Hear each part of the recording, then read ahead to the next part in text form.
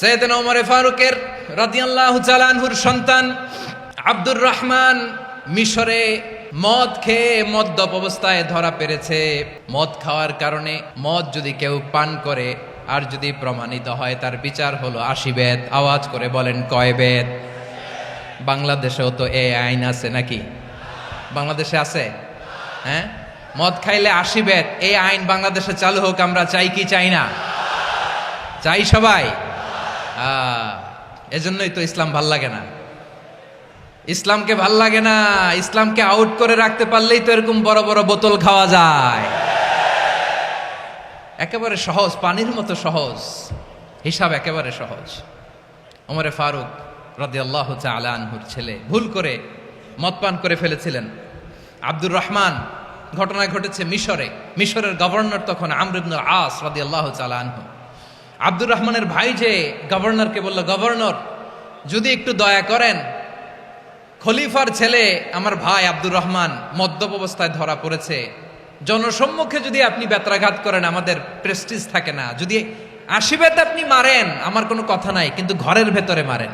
আব্দুর রহমানের ভাইয়ের সুপারিশ শুনে সাইয়েদনা আমর ইবনুল আস রাদিয়াল্লাহু তাআলা আনহু রাজি হয়ে গেলেন। ঘরের ভেতরে লোকচক্ষুর আড়ালে ৮০ বেত তিনি মানলেন।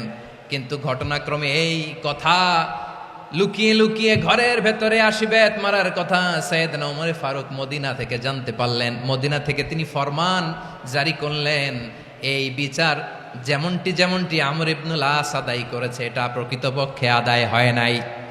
আসো সবাই মদিনায় আসো, আমর ইবনুল আস মদিনায় আসো, আব্দুর রহমানও আসো, সবাই আসো, জনসম্মুখে এই বিচার কার্যকর করতে হবে।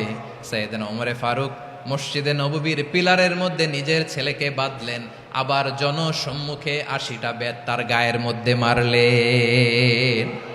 মাজমুয়ে ফাতাওয়া ইবনে তাইমিয়া রাহিমাহুল্লাহ উনি এটা নকল করেছেন।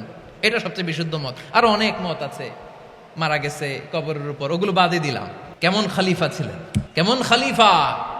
পশ্চিমারা তোমরা জাস্টিস আমাদেরকে শেখাও, ইনসাফ কারে বলে সুশাসন আমাদেরকে তোমরা শেখাও। ওমর ফারুক রাদিয়াল্লাহু তাআলা আনহু ওই বিচারকে তিনি ধর্তব্য মনে করেন নাই। মদিনাতে এনে আবার জনসম্মুখে আবার ৮০ বেত মেরেছেন।